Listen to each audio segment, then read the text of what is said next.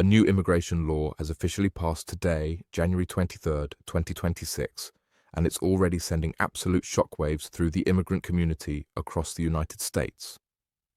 If you hold a green card or know someone who does, what I'm about to share could directly affect your immigration status, your international travel plans, and your entire path to United States citizenship. This isn't speculation about what might happen. This isn't a proposal still working through Congress. This law has passed, it's now official federal law, and the changes take effect sooner than most people realize. Stay with me for the next several minutes because understanding this new law could literally be the difference between protecting your permanent resident status and facing serious legal complications that could derail your American dream. The stakes are genuinely high, and ignorance is not protection. Welcome back to my channel, your source for verified no-nonsense immigration updates that cut through the confusion and give you the facts you absolutely need to know. Before we dive into the specific provisions of this new law, let me establish some critical context that will help you understand why this matters so profoundly. A green card, officially called a lawful permanent resident card, grants you the legal right to live and work permanently in the United States. It's one of the most valuable immigration statuses in the entire world, opening doors to opportunities that billions of people can only dream about. But here's what many green card holders don't fully realize or perhaps have forgotten since they received their cards. Your green card comes with ongoing responsibilities and legal obligations, and those responsibilities can change when new laws are passed by Congress or when federal agencies update their regulations. United States immigration law doesn't stay frozen in time like a snapshot. Congress, federal agencies like United States Citizenship and Immigration Services and the Department of Homeland Security, and presidential executive orders regularly update policies and enforcement priorities. Some changes are relatively minor and technical. Others, like what we're discussing today, are significant enough to require immediate attention and action from millions of green card holders across the country. So why is this January 2026 law different from routine policy adjustments? 3 fundamental reasons. First, it changes compliance requirements that have been standard operating procedure for decades. Second, it introduces entirely new verification procedures that will affect international travel and re-entry into the United States. Third, it impacts pending naturalization applications in ways that weren't anticipated by immigration attorneys or applicants. The broader 2026 immigration policy environment has been intensely focused on modernization, enforcement, and what policymakers are calling status integrity. This law is a major part of that larger strategic shift. Now let's get into what actually changed and what it means for you. The law passed today is officially titled the Lawful Permanent Residence Integrity and Verification Act of 2026. It's dense, it's highly technical, and it's filled with legal language, but I'm going to break it down into 4 major areas that affect you directly as a green card holder. Under the new law, green card holders must now verify their permanent resident status through a federal database every 24 months. This is completely new and unprecedented. Previously, you would update your address with USCIS when you moved, using Form AR11, and that was generally the extent of your ongoing obligations unless you were traveling internationally or applying for citizenship.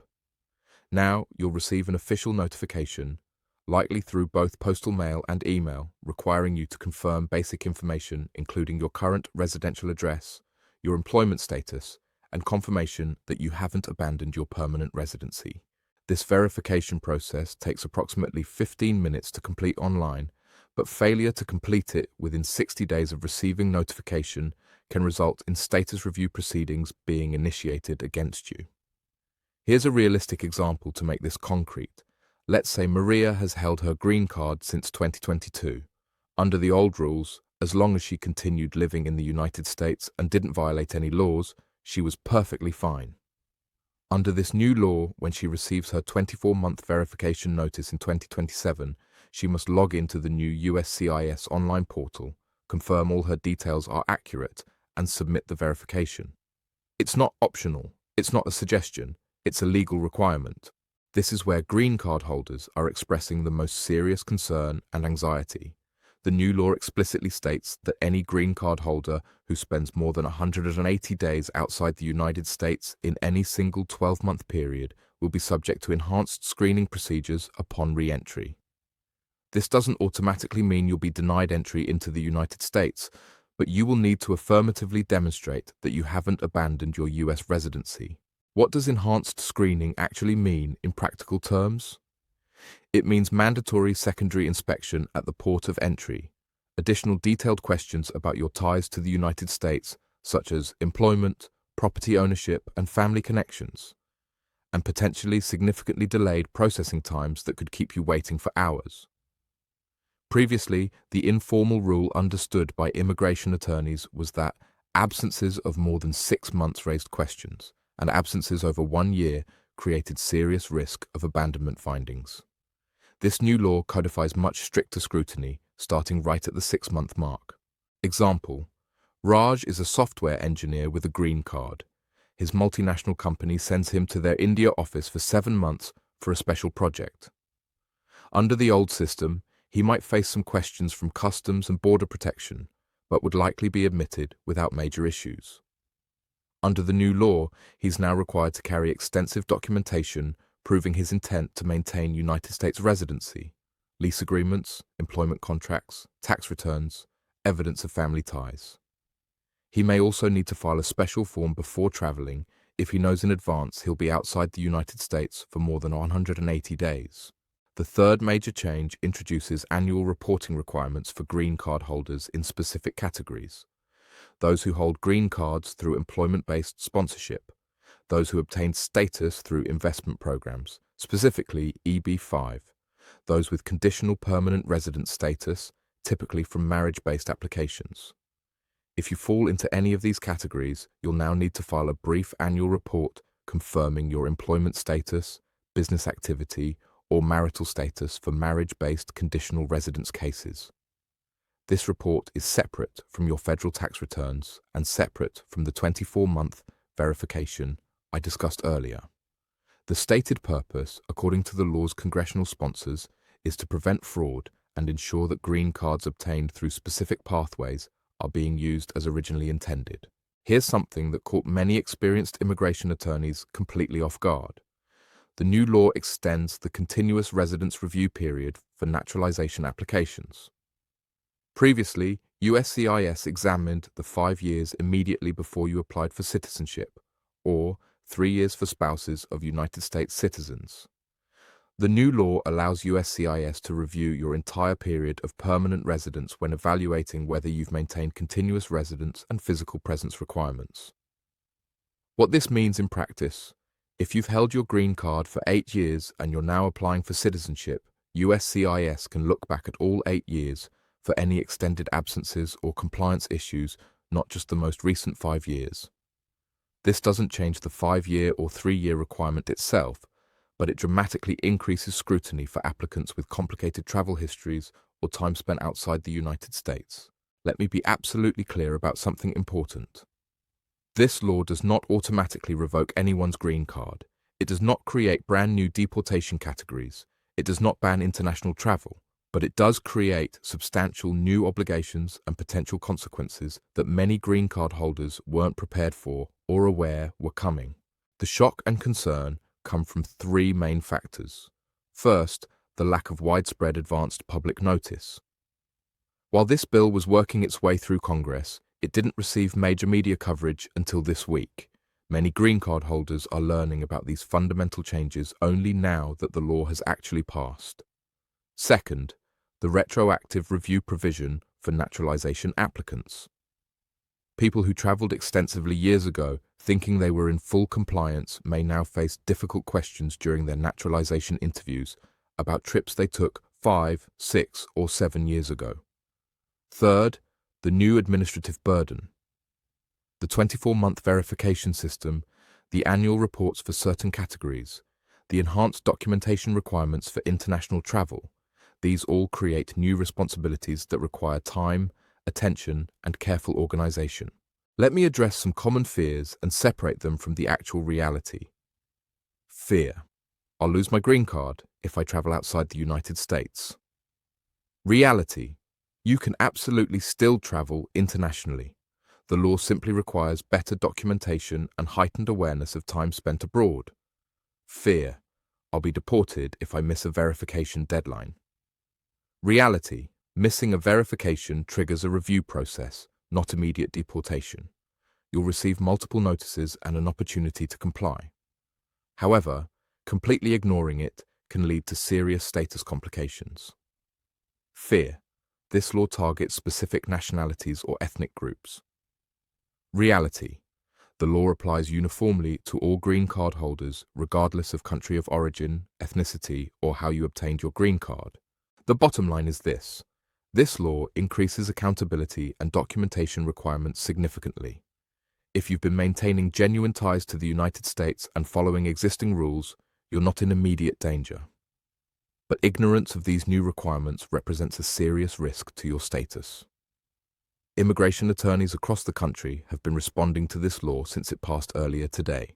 Sarah Mitchell, a managing attorney at a prominent immigration law firm in New York, stated, "This law represents the most significant change to green card holder obligations in over 15 years. Our advice to clients is straightforward. Document everything. Maintain clear, provable ties to the United States. And don't assume the old informal rules still apply." Policy analysts have offered mixed perspectives on the law. The Migration Policy Institute noted that the law reflects a broader trend toward digital verification systems and enhanced immigration status monitoring. They've pointed out that similar systems already exist in Canada, Australia, and several European countries. However, immigrant advocacy organizations have expressed serious concern about the potential burden on elderly green card holders, those with limited English proficiency, and people in rural areas with a limited internet access. They're calling for robust outreach and support services to help vulnerable populations comply. The Department of Homeland Security released an official statement this afternoon indicating that the 24-month verification system will be phased in over the next 6 months. They've committed to providing multi-language support for the verification portal, phone assistance for those without reliable internet access, clear, simple instructions mailed to every registered green card holder, and a 90-day grace period for the first verification cycle. USCIS has announced they'll be launching a dedicated webpage and helpline specifically for questions about the new law. They've emphasized that their goal is compliance and cooperation, not punishment, and that they'll work constructively with green card holders who make good faith efforts to meet the new requirements. Let me get extremely practical. Here's your step-by-step action plan for what to do right now. Step 1. Stay informed through official channels only. Bookmark and monitor USCIS.gov, tdhs.gov, and travel.state.gov. Do not rely solely on social media forums or unofficial sources where misinformation spreads rapidly. Step 2. Review your current status and history. Pull out your green card and verify your current address on file with USCIS. Create a detailed travel log, documenting all international trips with dates and purposes. Step 3. Gather and organize documentation proving your US ties. This includes lease agreements, tax returns, bank statements, employment verification, and family connection evidence. Step 4. Monitor for your verification notice and respond promptly within the 60-day window when it arrives. Step 5. Consider professional legal guidance if you have extensive international travel history, compliance concerns, or pending naturalization applications. Let's bring this all together. Today, January 23rd, 2026, a new United States immigration law passed that fundamentally changes how green card holders interact with the immigration system. The core changes include mandatory verification every 24 months, enhanced scrutiny for travel exceeding 180 days, new reporting requirements for specific categories, and extended review periods for naturalization applications. These aren't minor administrative tweaks. These are structural changes that require you to be more organized, more documented, and more aware of your ongoing obligations as a permanent resident. If you've been maintaining genuine ties to the United States, if you live here, work here, pay taxes here, and consider this your home, you're going to navigate this successfully. But you absolutely need to take these administrative requirements seriously. If this video helped you understand this new law, please hit that like button right now. Subscribe to this channel and turn on notifications because I'll be following this story as USCIS releases implementation details and as we learn how this law affects real people. Share this video with anyone you know who holds a green card because the biggest risk right now is ignorance. Drop a comment below with your questions, and I'll address the most common concerns in follow-up videos. Your green card represents opportunity, security, and your future in the United States. Protecting it doesn't require perfection. It requires awareness, organization, and commitment to meeting your obligations. Stay informed, stay compliant, and stay protected. I'll see you in the next update.